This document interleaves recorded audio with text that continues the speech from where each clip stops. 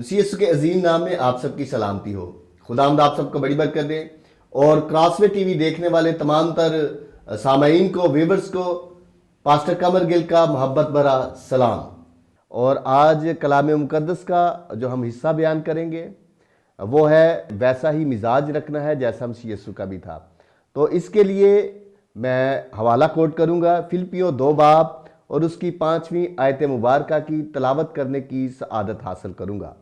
तो कलाम मुकद्दस में यूं मरकूम है, वैसा ही मिजाज रखो जैसा मसीह यीशु का भी था। आमीन। तो मेरे अजीजों, सबसे पहले जिस बात पर हम गौर-व-फौज करेंगे कि ये खत किसने लिखा, किसको लिखा और क्यों लिखा। तो सबसे पहले जो इसके मुसन्निफ हैं वो पौलुस रसूल हैं, और पौलुस लफ्ज जो है इसका मतलब है छोटा। तो ये पौलुस रसूल के बारे में थोड़ी सी बातचीत करेंगे। बाकी तो काफी ज्यादा लोग पौलुस रसूल की जिंदगी के बारे में जानते हैं, और थोड़ा सा मैं बयान करूंगा। ये पौलुस रसूल जो थे ये बहुत अच्छे इंसान थे, और इनके बारे में मैं बताता हूं कि ये गमलीएल के शागिर्द थे और बहुत ज़्यादा तालीम याफ्ता भी थे और शरीयत के बहुत ज़्यादा पाबंद थे। और क्योंकि इन्होंने ये सीखा हुआ था कलाम मुकद्दस के मुताबिक, क्योंकि ये तौरात के मुताबिक अपनी ज़िंदगी को बसर कर रहे थे, और वहाँ पर लिखा है कि तो अपने सारे दिल, अपनी सारी जान, अपनी सारी ताकत और अपनी सारी अक्ल से खुदावंद से मोहब्बत रख। तो जहाँ पर इनको ताकत का इस्तेमाल करना पड़ता था वहाँ पर ये इस्तेमाल भी करते थे, और ये रोबन का राइट हैंड भी इनको कहा जाता था। और क्योंकि रोबन आप जानते हैं कि वो सिलेक्ट हो चुका था काहन आज़म बनने के लिए, तो जब पौलुस को उसने इस्तेमाल किया और वो प्रॉपर तरीके से पौलुस जो है वो लोगों को, जो मसीही लोग थे उनको सताता था, जुल्म सितम करता था। तो वो इस सिलसिले में काफ़ी ज़्यादा उसने मसीहियों को दुख पहुंचाए। फिर दमिश्क के रास्ते में जब ये गुजरते हैं तो वहाँ पर जब मसीह खुदावंद से मुलाकात होती है, क्योंकि देखें जब तक ये यीशु मसीह के बारे में नहीं जानता तब तक ये मसीहियों पर जुल्म और ज्यादती करता है। फिर मसीह खुदावंद इसको मिलते हैं, और जब मसीह खुदावंद इसको मिलते हैं तो कहते हैं कि साउल साउल साउल तू मुझे क्यों सताता है। तो पौलुस रसूल वहां पर कहते हैं कि मैंने तुझे कब सताया। तो खुदावंद वो बात क्लियर कर रहे थे कि जो तू मेरे लोगों को सताता है तो तू मुझे ही सताता है।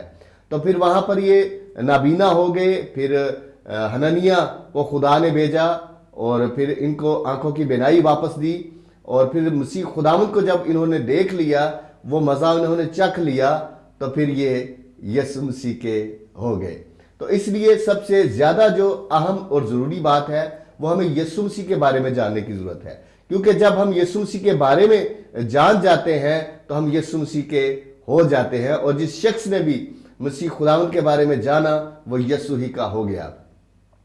तो अब पौलुस रसूल क्योंकि यीशु मसीह के प्रॉपर तरीके से हो चुके थे, तो अब मसीह खुदावंद के साथ बेतहाशा मोहब्बत करना शुरू हो गए, और उनकी मोहब्बत में वो जगह जगह जाकर खुदा के कलाम की मुनादी करते रहे, लोगों को यीशु मसीह के बारे में बताते रहे, और बताते रहे कि मैं यीशु से अनजान था और अब मैं यीशु को जान चुका हूं। और फिर मसीह खुदावंद की उन्होंने अजमत को बयान किया, और इस मोहब्बत के अंदर फिर उन्होंने, जब रोम के अंदर उनकी ख्वाहिश थी कि मैं जाकर कलाम खुदा की खिदमत करूं, और रवायत बहुत मशहूर है, मैं आपके साथ शेयर भी करता हूं कि जब रोम के अंदर गए तो वहां पर वही हुआ जिसका खतरा था, यानी कि पौलुस रसूल को वहां पर शहीद कर दिया गया। और जब वो वहां पर शहीद हो रहे थे तो वो मैं थोड़ा सा वाकया बयान करता हूं कि जब जल्लाद ने तलवार उठाई और गर्दन के बिल्कुल ऐसे करीब आ गई, यहां पर पहुंची, तो क्योंकि जब यीशु मसीह ने इसको कॉल की थी तो कहा था कि साउल साउल साउल तू मुझे क्यों सताता है। तो जब पौलुस रसूल की जान निकल रही थी, सर तन से जुदा हो रहा था, तब पौलुस रसूल ने भी एक लफ्ज 3 मरतबा कहा, और वो था यस्सु यस्सु यस्सु। और जो ही सर तन से जुदा हुआ, उछलकर जमीन पर 3 जगह पर यह उछला, और जहां पर उछलकर लगा वहां पर शफाफ पानी के चश्मे निकल आए। तो रोम के अंदर आज भी उस जगह पर एक चर्च कायम कर दिया गया है जो 3 चश्मों वाले चर्च के नाम से मशहूर है। तो ये है पौलुस रसूल, क्योंकि ये मसीह खुदावंद की अजमत को बयान करते हैं।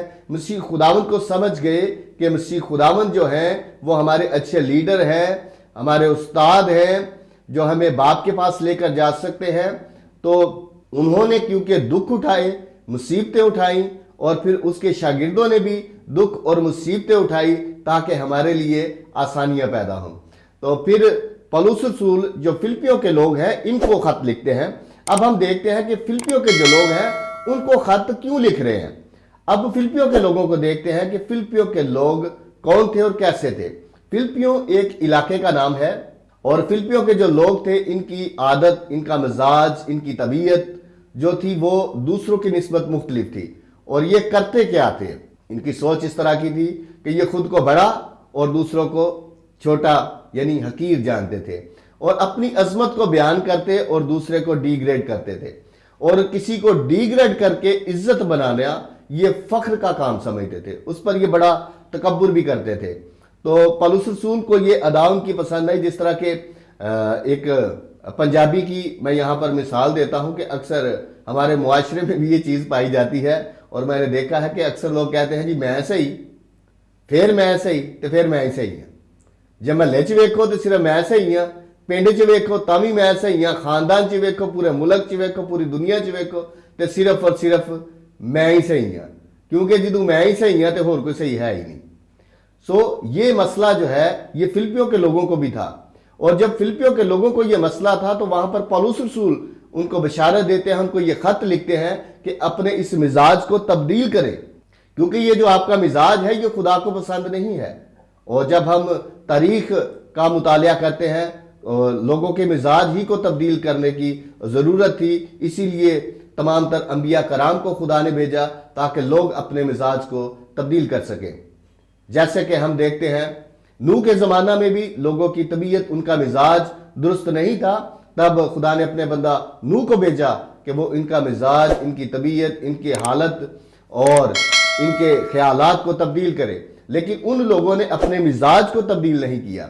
जब उन्होंने मिजाज को तब्दील नहीं किया तो खुदा ने उनको गर्क कर दिया, तबाह बर्बाद कर दिया, नेस्तो नाबूद कर दिया, और उनका नामो निशान तक मिटा डाला।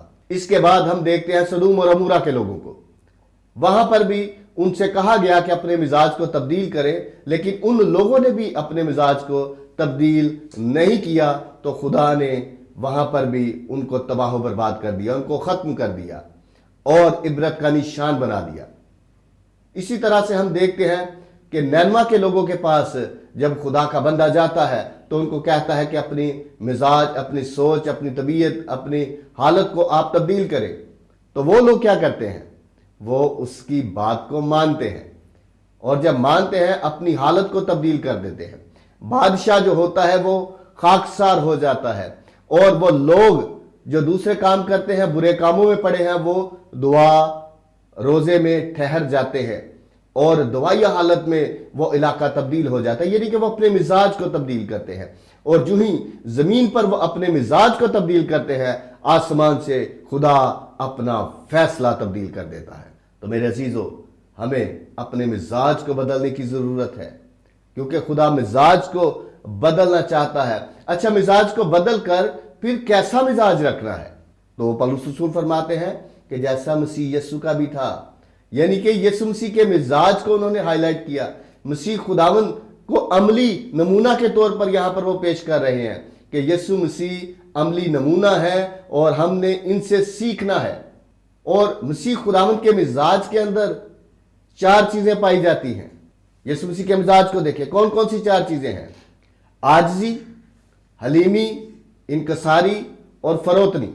तो मेरे अजीजों, जब हम देखते हैं खुदा के बारे में भी यहां पर मैं थोड़ा सा बयान करता जाऊं कि खुदा को जितना हम जानते जाएंगे उतना वो हमारे लिए बड़ा होता जाएगा।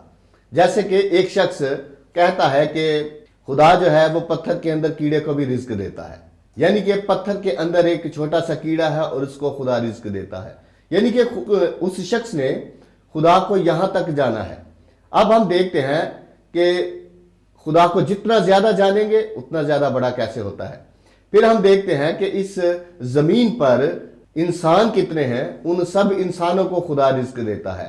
پھر ہم دیکھتے ہیں کہ اس زمین پر کتنی زیادہ مخلوقات ہیں اور ان ساری مخلوقات کا خدا بندوبست کیسے کرتا ہے، یعنی کہ خدا اب بڑا ہوتا جائے گا۔ پھر اب ہم دیکھتے ہیں کہ کرۂ ارض کے اندر کتنے سیارے ہیں اور ان سب کا نظام کون چلا رہا ہے اور کیسے چلا رہا ہے۔ اور خدا نے اپنے بارے میں بڑا خوبصورت ایک ریفرنس دیا ہے کہ آسمان میرا تخت اور زمین میرے پاؤں کی چوکی ہے۔ آپ کسی بھی شخص کو جو چیئر پر بیٹھا ہو، آپ آبزرو کیجئے گا کہ جہاں پر انسان بیٹھا ہے اس کے پاؤں ہیں، وہ جگہ کتنی ہوتی ہے، اور جہاں پر انسان بیٹھا ہوتا ہے اس کو وہ جگہ کتنی درکار ہوتی ہے۔ اب ایک سیارے کا دوسرے سیارے سے کتنا فاصلہ ہے، انسان ابھی مریخ تک پہنچا، اس سے آگے تک نہیں گیا۔ اب ہم اگر خدا کے قد کا بھی تھوڑا سا یہاں پر دیکھنا چاہیں، جو خدا نے بیان کیا کہ آسمان میرا تخت، یعنی آسمان پر خدا تخت نشین ہے اور زمین پاؤں کی چوکی، جہاں پر خدا نے پاؤں رکھے ہیں، تو زمین سے آسمان تک کا جو فاصلہ ہے، جو تیسرا آسمان ہے جہاں پر عالم بالا پر خدا بیٹھا ہے، اب ہم اگر دیکھیں تو انسان گھٹنوں تک بھی ابھی تک نہیں پہنچا، کیونکہ جہاں پر بیٹھے ہوتے ہیں پوزیشن میں تو وہ گھٹنوں تک بنتا ہے۔ تو اب یہاں پر آپ تھوڑا سا آبزرو کیجئے گا، اس اینگل سے بھی آج ہم دیکھتے ہیں اس کو، کہ اگر وہ خدا کے گھٹنوں تک ہے تو پھر خدا اٹھتا بھی ہوگا، چلتا پھرتا ہوگا، اس کو کتنی جگہ درکار ہوگی۔ پھر کلام مقدس میں بھی لکھا ہے کہ خدا دے پر دے ہیٹھاں جو کوئی انسان رہندا ہے، یعنی کہ اس کے پر بھی ہیں تو وہ اڑتا بھی ہوگا، تو اس کو پھر کتنی جگہ درکار ہوگی۔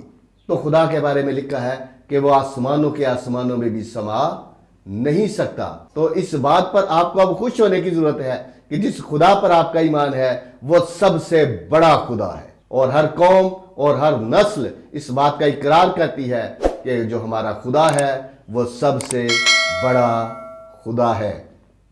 تو اب ہم اس خدا کے بارے میں ہم نے دیکھا کہ اس کا جو بیٹا ہے وہ اس کے داہنے ہاتھ بیٹھا ہے، یعنی کہ اس کا بھی لیول وہی ہوگا، اتنا بڑا خدا، اور اس کے ساتھ جو اس کا بیٹا ہے وہ بھی چھوٹا نہیں۔ میں ساتھ ریفرنس کوٹ کرتا ہوں اسی کی 6 آیت، اور اس نے اگرچہ خدا کی صورت پر تھا، خدا کے برابر ہونے کو قبضہ میں رکھنے کی چیز نہ سمجھا، یعنی کہ خدا کے برابر نہیں ہوا، یعنی کہ جس طرح ابلیس نے حماقت کی کہ میں خدا کو ہٹاتا ہوں اور میں خود خدا بن جاتا ہوں۔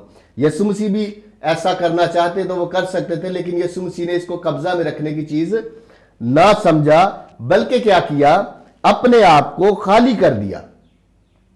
اب یہاں پر مسیح خداوند کی عاجزی، حلیمی، انکساری اور فروتنی کی جو بات ہے کہ اب دیکھیں خدا ہے اور اس کا جو بیٹا ہے وہ بھی اتنا ہی بڑا ہوگا، اتنا لیول اس کا بڑا ہوگا۔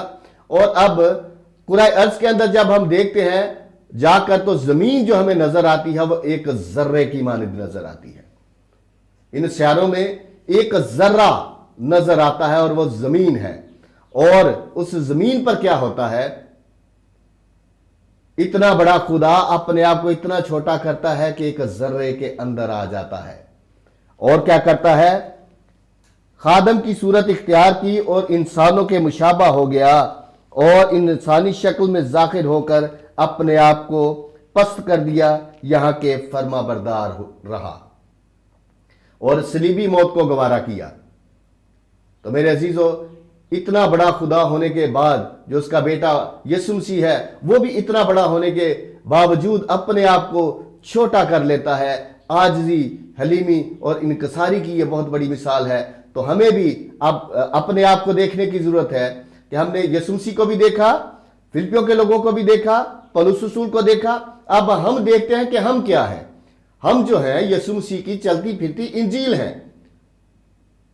تو ہمارے اندر بھی تبدیلیاں نظر آنی چاہیے، وہ چیزیں جو یسوع مسیح کے مزاج کے اندر پائی جاتی ہیں، یعنی عاجزی، حلیمی، انکساری اور فروتنی، ان کو ہم نے اپنے اندر لینا ہے تاکہ ہم کسی بھی محکمہ میں جائیں، جہاں کہیں بھی جاتے ہیں، ہماری باتوں سے، ہمارے کاموں سے، ہمارے چال چلن سے مسیح یسوع کا جلال ظاہر ہوتا رہے۔